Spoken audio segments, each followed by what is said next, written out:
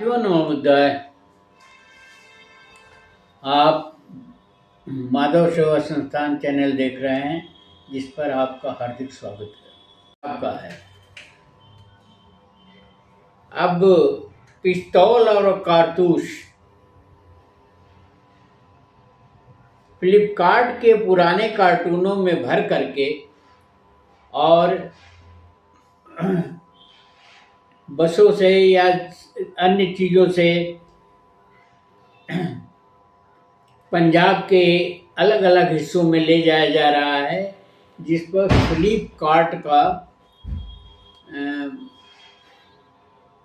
Sticker लगा हुआ है। और फ्लिपकार्ट के कंपनी के जो विदेशी कंपनी है और डिलीवरी का काम करती है, उसकी वर्दी पहन करके नौजवान लड़के इन कार्टूनों में पिस्तौल और कारतूस भर के एक जगह से दूसरी जगह को पहुंचा रहा है, जिससे पुलिस को, किसी अन्य व्यक्ति को, किसी को भी शक की गुंजाइश न रहे। तो यह नया तरीका अख्तियार किया गया है तस्करी का, या सामानों के, हथियारों के ट्रांसपोर्ट करने के लिए। और यह तरीका उन्हें काफ़ी कारगर तरीका लग रहा है, क्योंकि लोग उस पर शक नहीं करेंगे। वो समझेंगे कि ये फ्लिपकार्ट कंपनी का सामान है। तो इस तरह से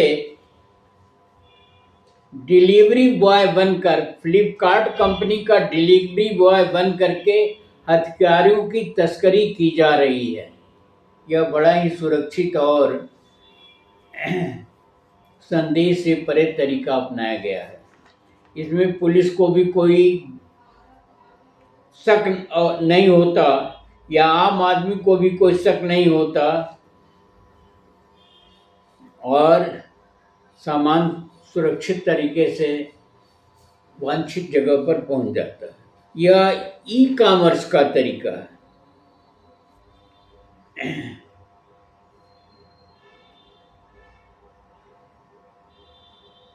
इसी तरह का एक वाकया जो है, जिसमें पटियाला पुलिस का अंतर्राज्यीय पटियाला पुलिस की एक टीम ने अंतर्राज्यीय गिरोह के 15 पिस्तौल और 30 कारतूस पकड़ा। CIA पटियाला थाना सदर राजपुरा दिल्ली जालंधर राष्ट्रीय राजमार्ग पर बसंतपुरा के पास विशाल 20 बरस, सुभाष जिंदर उर्फ सागर उर्फ भैरव 21 साल, बादल कुमार 20 साल, ये नौजवानी की दहलीज पर उभरते हुए बच्चों को पकड़ा है, जो इस तरह की कार्रवाई कर रहे थे। तब मामला उनके संज्ञान में आया। एक और गिरफ्तारी हुई है, जिसका नाम अभी अज्ञात है।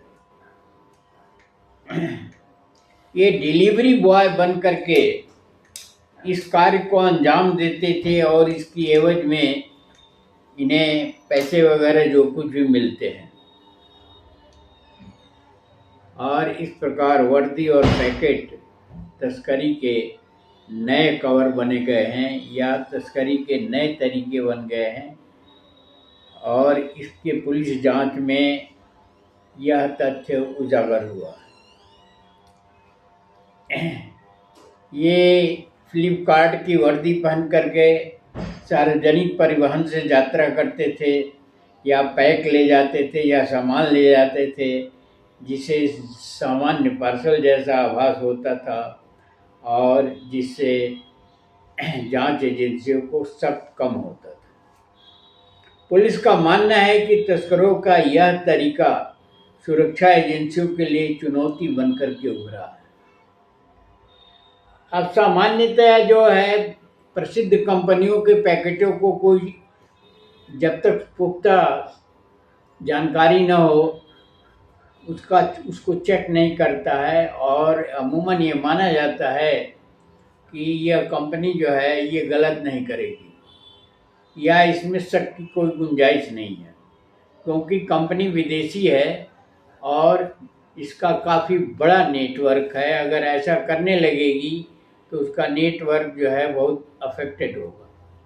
तो इस तरह से हथियारों की तस्करी की जाती थी और उन्हें पंजाब ले जाया जाता था। यही वर्दी पहन करके बसों और ट्रेनों में बॉक्स में पैक पैक करके हथियारों की सप्लाई की जाती थी और निश्चित जगह पर उसे पहुंचाया जाता था। एसएसपी वरुण शर्मा ने बताया कि सीआईए की पटियाला और थाना सदर राजपुरा की संयुक्त टीम ने दिल्ली जालंधर राष्ट्रीय राजमार्ग पर छापा डाला था, जिसके दौरान यह घटना संज्ञान में आई पुलिस के और काफ़ी सनसनीखेज लगी। ऐसी स्थिति में यह घटना जो है ये प्रदर्शित करती है कि देश में तस्करी के साथ साथ देश के सुरक्षा और अन्य चीज़ों पर भी प्रभाव डाला जा रहा है या संदिग्ध गतिविधियों के द्वारा कार्रवाई की जा रही है। यह देश की सुरक्षा के लिए बहुत ही अहम बात है और इससे देश की सुरक्षा जो है काफ़ी प्रभावित होने की एक संभावना है, जिस पर तत्काल सरकार को कार्रवाई करनी चाहिए और इसमें काफ़ी सुरक्षा बरतनी चाहिए। एक चीज़ और मैं कहना चाहूँगा कि बच्चों को रोज़गार नहीं मिलता।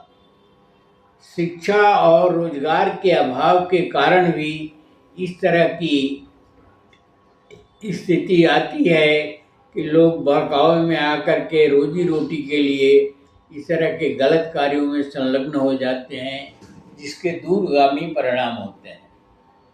इसलिए मैं सरकारों से निवेदन करूंगा कि वो नौजवानों के सुरक्षित भविष्य के लिए शिक्षा और रोजगार की समुचित व्यवस्था करें, ताकि गलत कार्यों में नौजवान संलग्न न हों और उनके सामने जो रोजी रोटी की समस्या है वो हल हो सके। क्योंकि रोजी रोटी ही ऐसी समस्या है जिसके लिए आदमी गलत काम करना शुरू कर देता है कि अगर उसको रोजी रोटी नहीं मिलती है, उसके सामने अभाव होता है, तो गलत रास्ते पर मुड़ जाता है और इस तरह की कार्रवाई शुरू कर देता है। वो तीनों लड़के जिनकी उम्र 20-21 साल है, उनके पास उतनी समझ नहीं होगी जितनी समझ एक बुजुर्ग में होती है। तो ऐसी स्थिति में देश को बचाने के लिए, देश को सुरक्षित रखने के लिए, जनता को सुरक्षित रखने के लिए और किसी प्रकार की अनहोनी घटना का अंजाम न होने के लिए ये आवश्यक है कि देश में शिक्षा की और रोजगार की समुचित व्यवस्था की जाए। ये उसी का परिणाम लगता है। वैसे ये घटना जो है साजिश भी है, और साजिश में अगर पात्र मिल जाते हैं तो साजिश और आसान हो जाती है, लेकिन कोई भी शिक्षित आदमी इस तरह का कार्य नहीं करेगा और इस तरह के उसके कार्य करने की मंशा जागृत नहीं होगी, ऐसा मेरा मानना है।